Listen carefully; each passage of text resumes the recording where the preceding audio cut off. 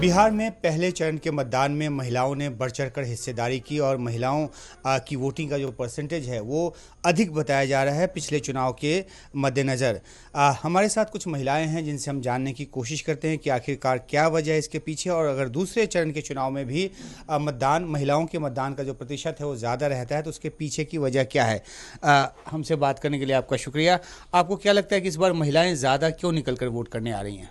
क्योंकि महिलाओं को सुरक्षा मिला है, इस वजह से वो ज़्यादा वोट कर रही हैं। जी हाँ, सुरक्षा के अलावा और क्या मुद्दे हैं जो आपको लगता है कि आने वाले 5 सालों के लिए आप लोगों के लिए ज़्यादा अहम रहेगी? सब तरह से महिला को सुरक्षित किया गया है। एजुकेशन में मतलब नौकरी में अभी भी ठीक ठाक है, और बढ़े नौकरी तो और भी अच्छी बात है। और सभी तरह से तो औरतों के लिए बढ़िया हुआ है।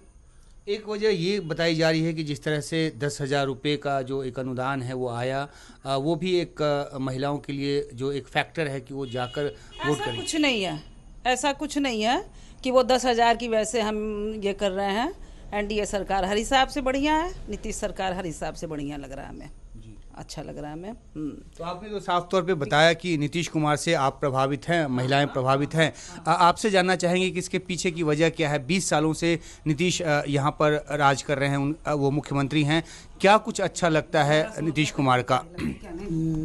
1100 रुपया पेंशन है, अनाज दे रहे हैं। तो आप लोगों को भी 5 किलो जो अनाज मिल रहा है उसकी ज़रूरत होती है? ज़रूरत होती है, गरीब लोग के ज़रूरत होती है अनाज को। अच्छा, की जरूरत है। अच्छा आप बताइए कि क्या ये सिर्फ अनाज की बात है या सिर्फ 10,000 रुपये की बात है, या 20 सालों में आपने देखा है क्या कुछ ऐसी वजह है जिसके आधार पे आप लोग जो है वो बाहर निकल कर वोट कर रहे हैं और बड़ी तादाद में कर रहे हैं? नहीं, सबके नौकरी दीजिए। लड़का सब देश विदेश भागता है, नौकरी दीजिए सबको। सबसे तो वह अच्छा होगा, वह अच्छा होगा। सबके सुरक्षा कीजिए, जिस चीज़ के दिक्कत है उस सबके सुविधा कीजिए, आप सबसे होगा। तो आपका कहना है कि जो कुछ मिला है महिलाओं को उससे ज़्यादा भी उसकी ज़रूरत है और उस आधार पर भी जो वोट है वो हो रहा है। हाँ, दिक्कत क्या है? दिक्कत आप हम सबके तब बहुत कम दिन जिएंगे। लड़का बच्चा सब जो है इस सब के सुविधा कीजिए, सुरक्षा कीजिए। हमरा यही इच्छा है, बाल बच्चा के हाँ नौकरी चाकरी दीजिए। बहुत दिक्कत है बच्चा सबके, बहुत बौआता है, कुछ नहीं होता है।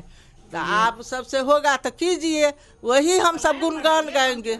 ये एक अहम बात कह रही हैं कि जो रोजगार है वो भी बड़ा मुद्दा है, और ये कह रही है कि इनका जीवन, ये अपना जीवन जी चुकी बहुत लेकिन बहुत ज़्यादा जो उम्मीद है वो नौजवान है उसको है। बेटा बाहर रह रहा है, हमें छोड़ के एक बेटा है वो बाहर रह रहा है।